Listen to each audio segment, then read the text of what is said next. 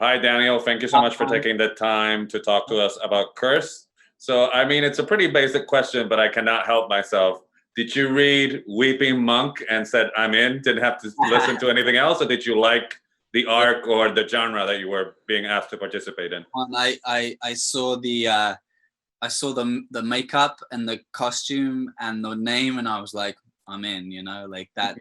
That's it was a bit of both. One, I mean, I talked to Tom about the script and about the character, and there was an idea of who he was and what the kind of the internal life of who this person was, and then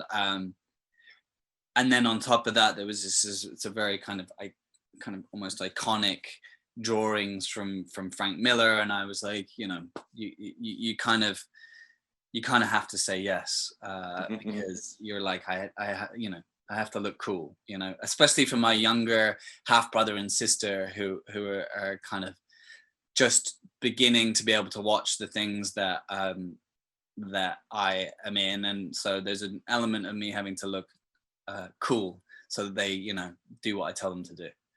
But one of the interesting things about I wanted to talk to you about that, because he's very much an enigma throughout the beginning episodes. But Yeah. did you have the details that I'm not going to talk, because I don't want to spoil it for the people who are seeing this, about the sort of the reveal of the inner conflict that he has? Did you have that from the get-go? I did, yeah, I did, and I was interested to kind of try and basically kind of hide that information as much as I could, because it kind of informs so much of his backstory and how he kind of got to this point. So it's kind of interesting, because I told Tom to take all the words out. I wanted none of the lines, and I wanted it to sit in a place that people really, like you say, don't really know what's going on. And then at the end, there's a sense of like, oh, wow, okay. Suddenly I have to make all those kind of assumptions and all those things kind of fit into this story. And so that was kind of fun. And I knew that was going to be something that was like a long game, it's going to take a while, but hopefully by the end you're like, oh, that's a really cool little thing to kind of just kick in there. Yeah, most definitely. The payoff is fantastic. So hats off to you. Let me ask you this, because you mentioned looking cool and there's a member of your family, but you do look like a badass every time you're on screen. But that I want to talk about what we don't think about while we're watching a show, like the reality of having to wear that costume for 8 months and having to do what you do in it. So did the badass thing got you through all the time, or did you? You have no idea how many outtakes there are of me like either falling over my cape, my hood like going over the top of my face.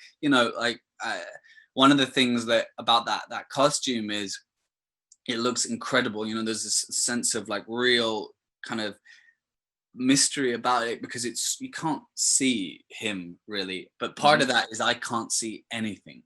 I mean, I'm like, I'm like, and once you're clipped in, you're kind of clipped in, so there was a definite sense of like I couldn't see anybody, and I didn't know where anything was, so I was like clunking. And I had this sword that kind of would take people out, and and so for 8 months you kind of live in a little bit of a kind of a tunnel, and so I felt like a horse with blinkers on most of the time, which definitely kind of looks cool on screen, but internally I'm like, just kind of when I'm fighting, I'm just kind of like following a kind of basic rudimentary kind of, oh my God, that's there. Oh, you know what I mean? So there's that's something that I couldn't, he has kind of incredible fighting skills, but Daniel Sharman definitely does not. So there was a bit of a... No, but you sold it, so congratulations. I would like to have an episode with your inner monologue while watching now that you told me. But my time's up. Thank you so much for talking to me about the show. Stay safe. And you, man. Appreciate it. Thank you. Thank you.